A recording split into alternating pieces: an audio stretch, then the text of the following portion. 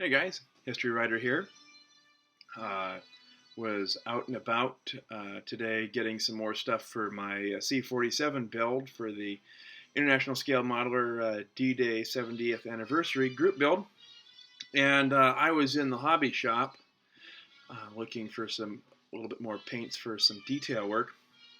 And I heard a little voice calling to me from somewhere. I walked all around and I couldn't figure out where it was coming from. It was calling to me. It was like, "Hey, Nolan, come over, come find this. Look at me, I'm over here." And I thought I was hearing things.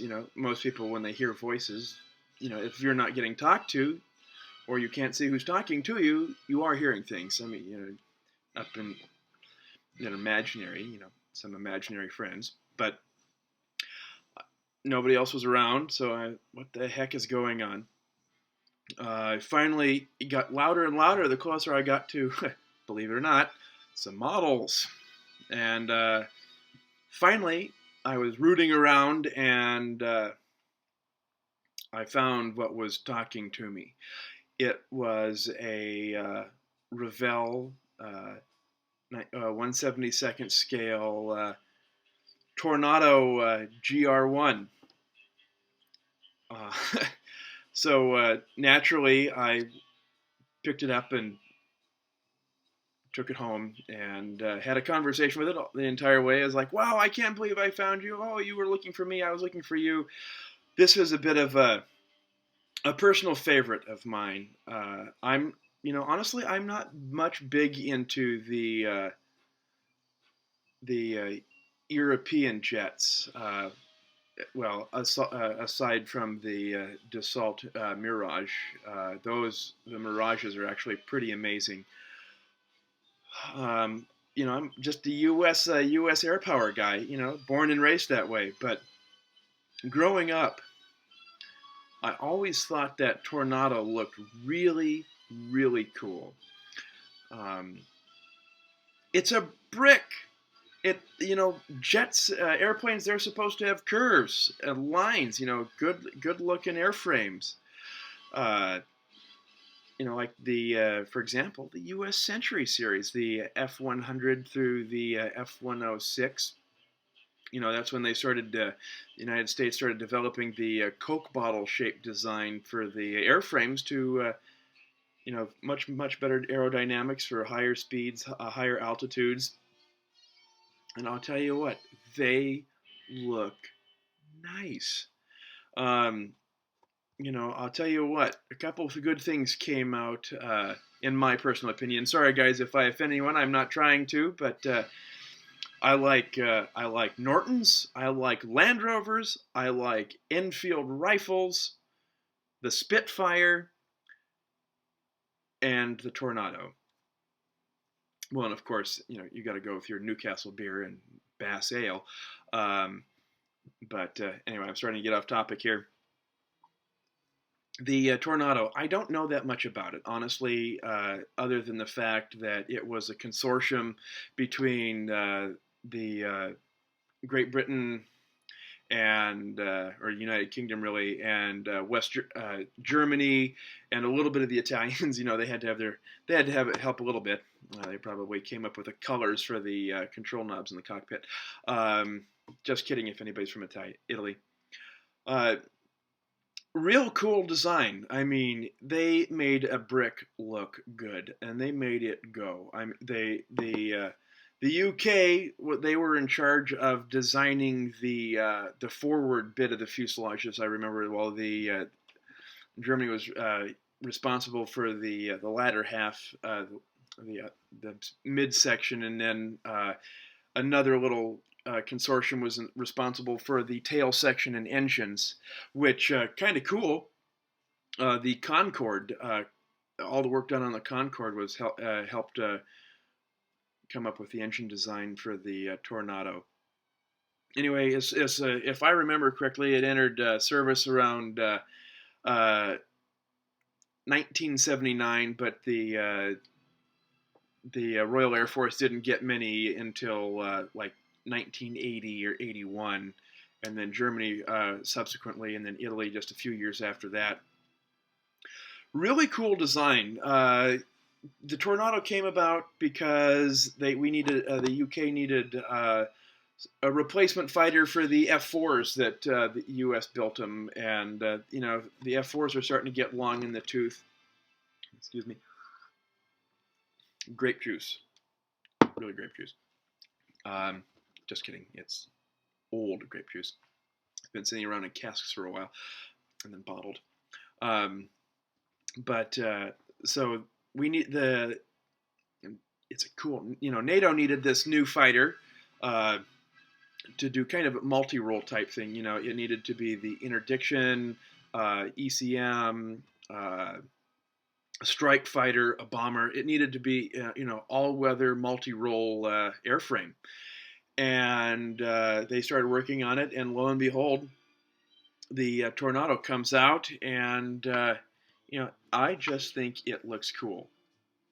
I also, when I was in service, I actually got to hang out with a couple of Tornado drivers, and they allowed me to sit in the cockpit of the Tornado, and that was awesome. Thanks, guys. If you're watching this, if you hear this, it was really cool to sit in a. Never got to sit in anything else, any of our NATO buddies. So, thanks for letting me have a seat in the Tornado. That was really cool. Anyway. So ever since I was a little kid, when I've always liked the design of this. Its design, it was twin engine. It had the variable sweep wing. It could carry a ton of stuff. I mean, it could carry missiles, air-to-air missiles. It could carry anti-radiation missiles, let the enemy lock on and then fire a missile right into the radar signature and blow up their SAM sites or Scud sites as they used in the Persian Gulf, or Operation Granby for you guys, the Persian Gulf for me. And then, attack and close air support ordnance, smart bombs. Actually, now they can develop smart bombs, but really, just really versatile fighter. I mean, it's my favorite of the NATO fighters. It just can do everything. It is a twin crew, tandem seating. It's got the pilot and then the weapons control and radar officer.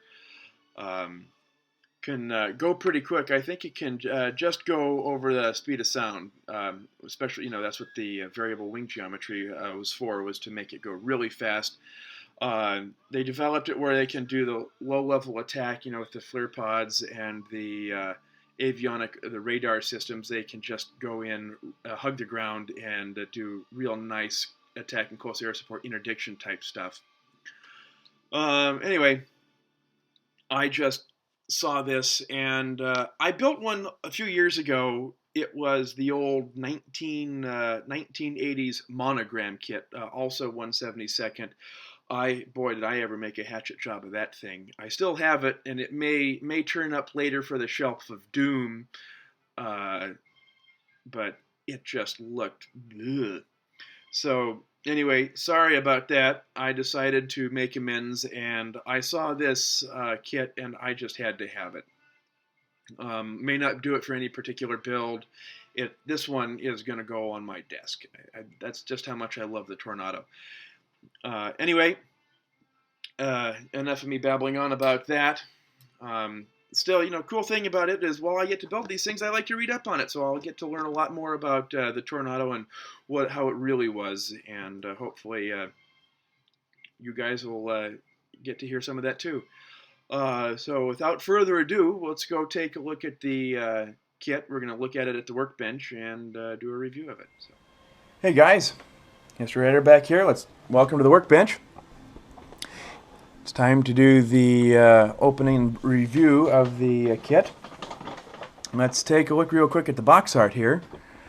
Pretty standard box art. Revell has made so many versions of the Tornado. It's awesome. I mean, you can get the ECR, you can get the GR.4, you can get the interdiction version. I think that's the IST, or I can't remember the name of that one. But you can get it in 72nd scale, you can get it in 48 scale, you can get it in 32nd scale. I think I said, yeah, 72nd, 48, and 32nd. There we go. This sucker is just like the one that I had a few years ago. Built, you know, the Revell monogram and monogram, same kind of, same company, or same parent companies, basically, or partnerships anyway, as far as I can recall. But, so, this kit, as far as it is concerned, you know, pretty standard. It's the standard Tornado. What's really fun about this one is it is super decal. So, I mean, if we take a look there, but ta-da! Bingo. Okay. So, super decal. I'm kind of stoked for that. It is, as Revell classifies it, a level 4, and that means at least, whoops. Skill level 4, there we are, is up to 150 parts. That's going to be a fun one. I mean, especially for a 72nd scale model, 150 parts is quite the undertaking, as far as I can recall. Anyway, so yeah, as we said, classic Revell box art, good rendition of the airframe in action. And then along here we've got all the model kit build and paints and whatnot. All right, well, enough of this. Let's get into it. I can't wait to see what my new paperweight's going to look like. My new pencil stand here. Okay. Oh, what else have we got in there? Oh, goodness. Weighs as much as a metric ton. We'll look at that in a moment. All right. So far what we see is a... oh, cool. No, never mind. A single bag holding all of the sprues. And then on the inside, it looks like we have some other bags in there as well. So that's a plus. Helps keep the pieces from breaking apart. So we will take a look at those in just a moment. So let's go ahead and set those off to the side. And what? This has made me curious. Uh-oh. Look at this. That is a lot of decals for a 72nd kit. 182 of them. Well, that will be fun. I can see there will be the stock of my grape juice will probably go up in the future if I work on that. So let's take a look here. They are nice. They're all pretty flat, so not gloss, which is really nice. They are all very, very separate from each other. So the transfer, there's not much margin for transfer there, so it looks like everything is going to go on pretty smooth and have a minimal silvering in case I screw up. They're a little tacky, so it looks like they're going to be really nice adhesive. So I'm kind of looking forward to not all 182 of them, but you know, as much as we can. What's this? Uh-oh. The warnings. Let's see. What aren't we supposed to do? Safety advice. Paint and glue. Okay, yep. Usual safety stuff. Don't do this. Don't do that. Shame on you if you do this or that. As in many languages as they can. Good enough. All right. Well, we know what to do and what not to do. All right. Let's look at this book. Okay. Copyright 2000, so it looks like it was a new release. I'm pretty stoked with that. Well, at least new-ish. 2000, so 14 years old. Got the standard write-up of the model. So and so and so and so and so. Tornado does this, does that. Okay. Quite a few. Okay, good. Looks like it's got a little bit of breakdown of the armament in there too. Fun little history.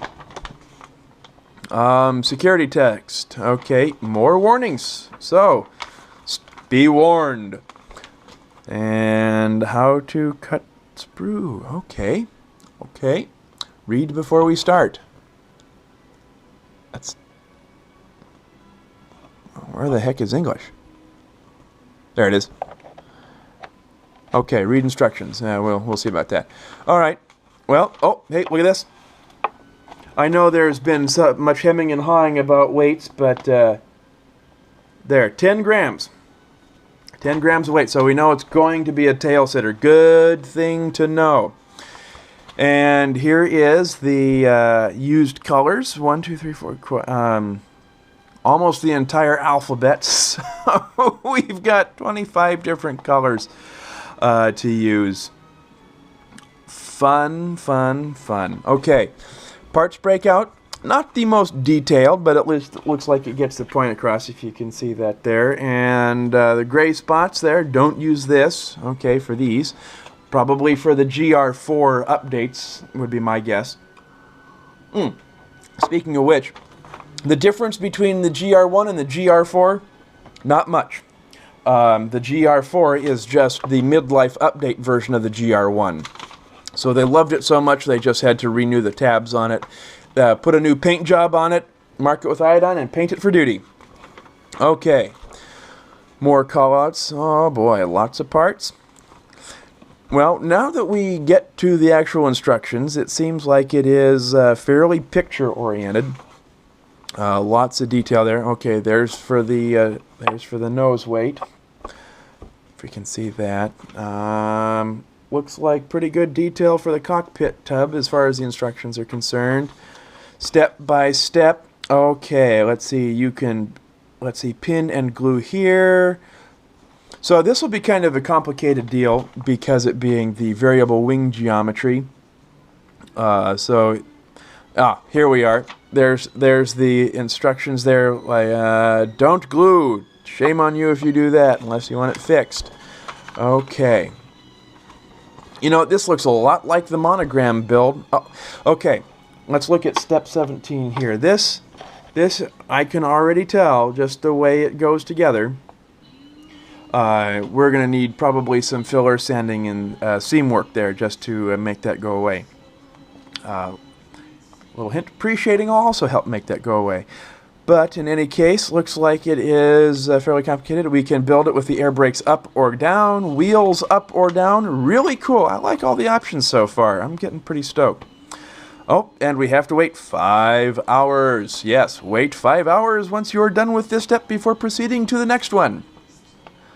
Well, what if I don't want it? Okay, lots of little detail work. You know, that's what I appreciate about the Revell 72nd scale kits. They do have a lot of detail because they know, you can lose a lot with shrinking down the scale. So they make sure that you have a lot of the extra parts. Okay, looks like we can put the canopy open or closed. Ooh, man, this is cool. This is quite a few more options than my old monogram kit. I'm pretty stoked. Okay, now we're getting into the armaments, and looks like we can have 2 different versions. Okay, 9th Squadron and 17th Squadron. It'd be fun to research those guys. I know they both were based in Germany from just by looking at a little bit of the preliminary research just to see what kind of paint schemes we had. So one of them, I think 17th Squadron, was stationed in the Persian Gulf for Operation Granby. Oh, cool. General decals and markings and paint. And here are our paint schemes. The really cool RAF initial scheme. I like that. I think I might do that one. And then we've got the boring gray. If I do the desert version, which I'm not sure, it's going to be an overall desert pink. That might be an interesting try. Haven't made up my mind. Looks like I can have plenty of options. Anyway, this is pretty thick, pretty heavy. There are lots of steps. Let's see how many. Okay, yeah, 65 different steps to it. So this is going to be a long and complicated, very involved build. We'll see what kind. We'll put that all back together and put that up over here. All right, let's take a look at what we got for the sprue. So, open here. Sorry if this is getting kind of involved, guys. A little bit longer than I was expecting, but hey, what the heck? You know, we're all entitled to a little bit of rambling, blithering, waffling, as you guys call it. Cool. Okay. Canopy is in its own enclosed. Let's open this up. Let's take a look at it first, since this happened to be the first one. Okay. Let's see if you can see that here on... do I have anything you can take a look at it with? I guess not. All right, well, let me point it out to you. Oh, here we go. We've got some... oh, that's no good. Flash alongside the canopies. There's a lot of flash on the glass, on the clear parts. That's a no deal. I don't like that, but you know, can't expect too much. But the nice thing is the flash is actually away from the actual integral parts that you glue onto the fuselage, so you know, it looks like they did as best as they could to keep that as minimal as they could. So we'll see how that goes later on. Let's see, let's pick out this one here. What I remember from the old Monogram kit is it actually had really good panel lines, panel detail. This one follows right suit. No raised panel lines, and there's lots of rivet detail. This is actually really good. Okay. There's a little bit of flash here on the lower side of the fuselage. Not too much flash. It looks like it's always away from the injectors. Oh, there's some here. So it looks like they did their best to get as much away as they could. Couldn't get all of it, but what the heck, you know. Oh, wow. The cockpit details. Can you guys see that there? Let's see. It's really nice detailed cockpits. I'm happy about that. You guys know probably from the history of my builds is I have been cursed with stinkers in the cockpits. I mean, I can't get any good detail, and then when I can't seem to find the extra detail kits for it. So I'm stoked about that I actually have some detail in the cockpit. Let's look here at the cockpit tub. Yeah, that's if you can't tell, there's good panels, good panel lines on there, good instrument detail. I am stoked. Cockpit firewall, there is actually material molded into it. The seats, this is where we're going to make a lot of the detail there. Oh, you guys probably can't see that very well. A lot of good detail in the seats, so I am excited about building this cockpit. I mean, it's going to be a change of pace for me normally, because I haven't had to. Alright, so that one seems to be alright, and let's take a look at this one. Yep, so all the flash just seems to be reserved to the actual mold itself, and not the actual the parts, so that's pretty exciting. Wow, good detail on the engine work, so the engine cans are going to be nice. I know that there's some extra detail kits out there, but I'm not sure about the 72nd. I know there are for the 32nd and 48 scales, but may not need to. Okay, here's a couple of the parts for the variable wing geometry. Looks like that. And let's look at the inside. Okay, cockpit tub is all the detail for the pilot's office there. Oh, cool. They actually have flat spots on the tires, or the wheels, so that it'll actually sit down and look like it's load-bearing. Inside looks okay. Some injector pin marks, but nothing that's actually shining through in the other side of the plastic anywhere. Few of the lines for where the plastic met when it was being poured in, so the little creases there. Thanks to Martin, who pointed out to tell me what those are. I can't exactly remember what the title, what the actual term is for it, but thanks for letting me know. Minimal there. Okay. Looks like we've got some kind of harm missile, the anti-radiation, or a nice big air-to-air missile. Sorry, guys, I don't know the UK versions of the weaponry, so whatever it is, it looks vicious. Okay. Oh, hey, what do you know? More clear parts in there, so let's go ahead and cut these open. So far, guys, this looks... Oh, my goodness. Alright, what have we got here? Damn it. Okay. So, more clear parts. Looks like pieces for the cockpit and or lights. Same deal. The flashes away from the actual clear part, but on the mold itself. Okay, it looks like... Ooh. Yuck. Alright, now we've got flash on some of the molds. There's a couple of ejector seat sides. The intakes have got plenty of flash all over it, but nothing unrectifiable.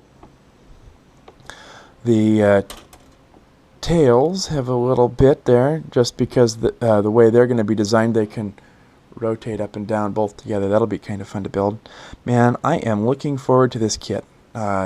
I've been wanting to build another Tornado ever since that other one just kept on looking silly and just gathering dust and making me feel bad. Okay, good detail, good exterior detail, good detailing for the wheel wells. I'm pretty stoked so far. Okay, looks like we've got two sprues full of armaments. They actually look fairly decent. I'm excited about that. It's always a pisser when you have to shave down and cut all the stuff off the armaments, because that just seems to be a lot more work than the actual model itself. So, fins and fuses, bodies, drop tanks, and Sky Shadow pods. Ha! Oh no, I think those are the Sky Shadow pods there. Guys probably didn't know what I thought those were. Those were the ECM pods for the Electronic Warfare Suite that they had updated and installed later on. Alright guys, everything looks tip-top, in order, with just a few little blemishes here and there. Let's go ahead and start putting everything back together. Man, I just got so excited I couldn't put everything back. But I'm excited to get started on this. It's, like I said, probably not for any build. It's just going to be for me. Can't wait to have it adorn my desk and of my office. My favorite NATO fighter. You just can't beat the Tornado. I grew up with it. Got to see it in action and got to sit in one. I mean, what more could any kid ask for, right? Heck, I wasn't a kid then. I was still in my late 20s. But I got to sit in a Tornado cockpit, and man, I felt right at home. Alright, guys. Enough blithering. We will see you on the forums. See you on ISM. Well, hopefully you guys will follow my updates of this one. This will be kind of a nice, fun little personal build. So probably not too much, not too involved on the forums, but it'll at least give me a chance to work on my YouTube channel a bit. I just want to real quick give a couple shout-outs. Especially to Martin, a UK guy in USA. He has given me a lot of support and encouragement, so cheers to you, Martin. Thanks for everything, mate, and everybody else on the forum. You guys have been all great, all awesome, and thanks for all the support, and hopefully we'll pique your interest with this one. Anyway, History Writer out.